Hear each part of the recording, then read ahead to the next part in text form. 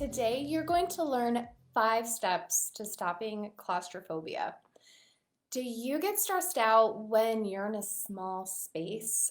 Or do you ever feel like you're suffocating when wearing a mask? Or maybe you dread getting into elevators or on airplanes? If any of these resonate with you, you might be struggling with claustrophobia. And today, you're going to learn 3 key things. One is what is claustrophobia? Number 2 is what causes claustrophobia. And then number 3 is you're going to learn 5 amazing steps to stop claustrophobia. Hi, I'm Dr. Nicole Cain, and I'm a former anxiety sufferer turned anxiety freedom rebel. Stick around to the end of the video because I'm going to share with you my favorite strategy for combating claustrophobia.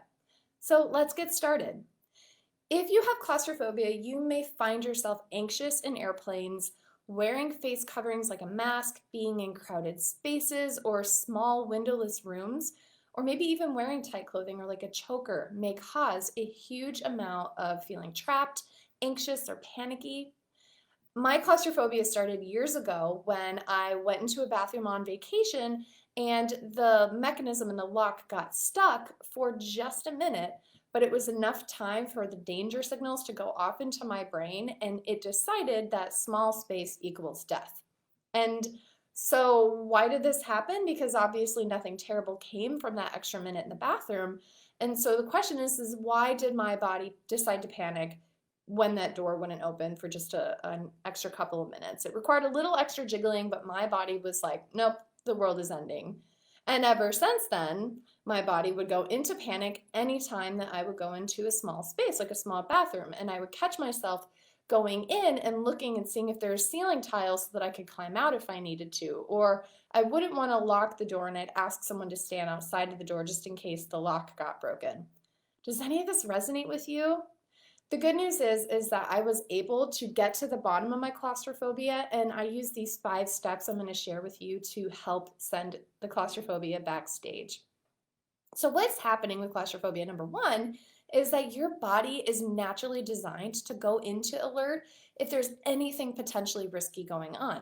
And that's protective for you. If you're out gathering berries in a field and you hear the low roar of a hungry lion and you run away, you're much more likely to survive and reproduce as opposed to if you ignored that little roar of a lion, right? So your body has evolved to be able to sense danger and then send danger signals to your body that help you with the fight, flight, freeze response, right? And so that may be your heart is racing. You feel like your heart is palpitating. You may feel restless or all this pent up energy. You may feel like you have to get out. You may run. You might feel like your stomach is upset or like you're going to throw up, or maybe even feelings of dread or foreboding. When I was in this situation, my cortisol, my stress hormone, was through the roof, and my relaxing GABA neurotransmitter was nowhere to be found. So when I went into that bathroom and unluckily the lock mechanism got stuck for just a minute, my body was already in an activated state, and so that response was just super extreme and super through the roof. So if you're already stressed, if your nervous system is already amplified, you are at a higher risk of having an extreme and inappropriate response to a trigger, right? So why is your nervous system going crazy? Why is this happening? So a phobia, claustrophobia is a phobia, and a phobia is a persistent or excessive or unrealistic fear of a situation or an object or an activity or a person or an animal. And the thing with phobias is the thing that you're afraid of is not actually dangerous, or at least not as proportionally dangerous as your nervous system has decided it is. An example of this is that my cavapoo was totally terrified of vents in the floor. So we have air conditioning, central air, there's vents in the floor, and for whatever reason, her brain decided that vent equals death. And so we would be playing a really fun game of fetch. I would throw her little toy bone. It would land accidentally on the vent, and then her nervous system decided that this is really scary and dangerous, and so she would cry and bark and avoid. And I knew one of the 5 steps is you can't avoid the thing that's triggering you, because the more that she'd avoid it, the more that reinforces that drama, that anxiety taking center stage, and telling her that the feeling of fear is the same thing as actual danger. Here are the top 8 signs that you may be struggling with claustrophobia. And that means that being in a crowded space may spike fear. You may feel sweating or chills. Maybe your mouth gets really dry, or you get racing of your heart or tightness of your chest, or maybe even chest pain. Oftentimes, claustrophobia can create a panic attack that a lot of people may mistake for a heart attack, right? Maybe you feel disorientation or dizziness or dissociated, like a little bit not in your body. And maybe you feel like you are just going to pass out, right? So, getting your life back from claustrophobia means that you have to retrain your nervous system into realizing it's not actually in danger. And so the good news is that we were able to help Shiva do that. We were able to use treats to help her go to the experience that was originally scary for her. And so her brain was distracted from being afraid of the vent to pursuing a really high value snack. And then she was able to do that again and again, to the point where her brain no longer cared about the vent and the floor. It was focused more on the reward that going on the vent would offer. And now we can throw the toys and she's hunky dory. Similarly, I've been able to use the 5 steps I'm going to share with you to actually go into the bathroom and not have a panic attack or think about crawling out the ceiling tiles. So let's go over these 5 steps. Number 1 is you have to embrace logic. Because remember, anxiety and claustrophobia, the phobia in and of itself is something that is generally safe, but your nervous system is deeming as dangerous. I did a whole video about this, about the fear of flying. And so if you want to see something like this in really specific detail, check out that video. In order to embrace logic, I want you to research and prepare ahead of time and look at facts. I thought about the facts of being afraid in a small bathroom, and that I have gone into literally thousands of bathrooms throughout my 30 plus years on this planet, and I have never had anything terrible happen to me. There's been no death, no mortal wounding in a bathroom. I've gone in and out, and it's been completely unremarkable. And the one time that something scary happened, nothing actually bad came of it. And the same with Shiva. Her fear of the vent in the floor, she was really scared that it was going to hurt her, but it never had, and it didn't when she started to face that fear. So the first thing is that you have to evoke your logical brain. And when we think of neuroscience, fear isn't just in your logical brain. Fear lives in your body, which is those responses, the fight, flight, freeze. So that comes from your brainstem. And then the emotions of danger and foreboding, that comes from your midbrain, your amygdala, the center of your brain, which isn't logical. And then the logic. So what we want to do is get your logic on board so that you can start training these other parts to not make you feel like death is imminent, right?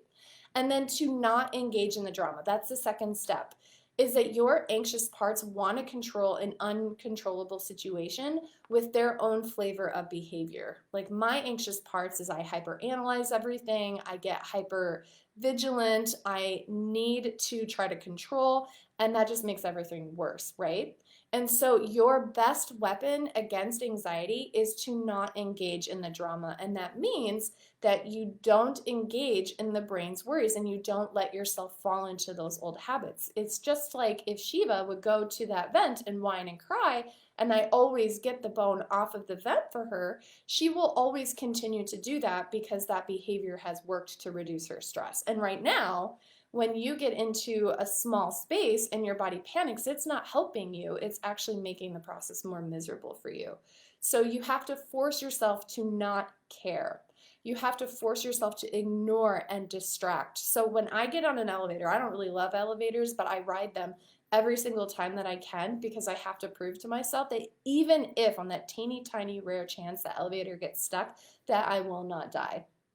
So you have to force yourself to face your fears and get on the elevator, get in the airplane, make sure that you're being logical and safe about it. Get the data. That's why that's number 1. But number 2 is to face your fears and to not engage in the drama. And so the third one is to realize that you are safe. even if you feel like you aren't safe. You have to be able to give equal attention to the brainstem, to the emotions, and to your logical part of your brain.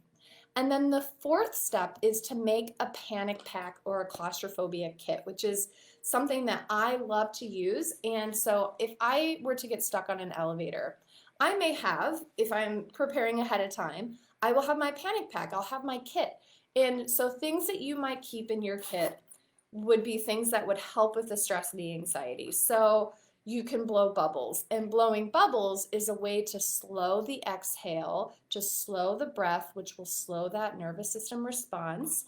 Other things I have in my kit are essential oils, and so that is part of the 4S model. So you stimulate the brainstem. Remember, we have to talk to the body and the brainstem.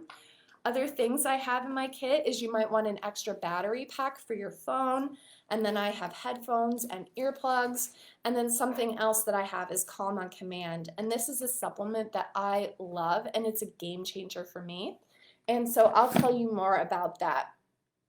So we have talked about 5 steps for clearing claustrophobia, and these work. This has been life-changing for me, life-changing for my Cavapoo, and for thousands of anxiety freedom warriors, and it can work for you.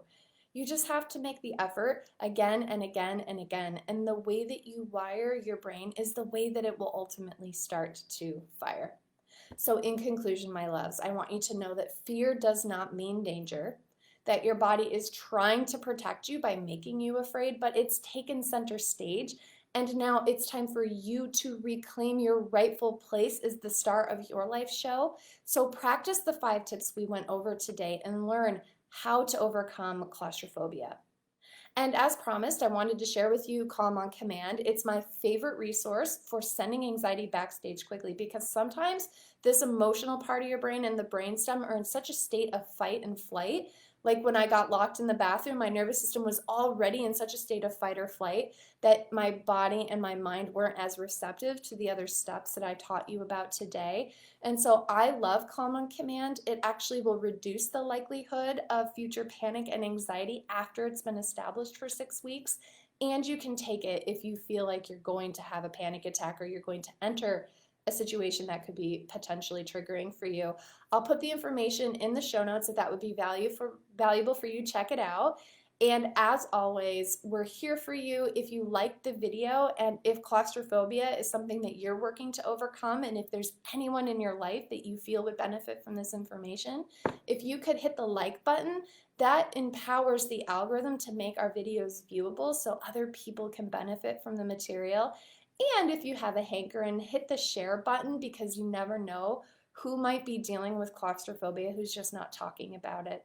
I'm Dr. Nicole. You can learn more about the amazing things that we're doing by jumping into our anxiety-free Facebook group. We'll make sure to put the link in there. There's tons of resources. They're all free because you can turn the page in your anxiety. And as always, this is Dr. Nicole, and here's to your next chapter. Thanks for watching.